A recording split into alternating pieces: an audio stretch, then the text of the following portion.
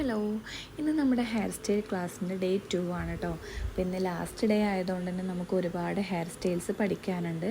അപ്പോൾ രാവിലെ തന്നെ ഇതാ മാം നമുക്ക് ഓരോന്നും ഇങ്ങനെ കാണിച്ചു തരാണ്. അപ്പോൾ നമ്മളതൊക്കെ നോക്കിയിട്ട് ഞങ്ങളെ കൊണ്ട് കഴിയുന്ന രീതിയിൽ നമ്മൾ ഡമ്മിയിൽ ചെയ്തുകൊണ്ടിരിക്കുകയാണ് കേട്ടോ.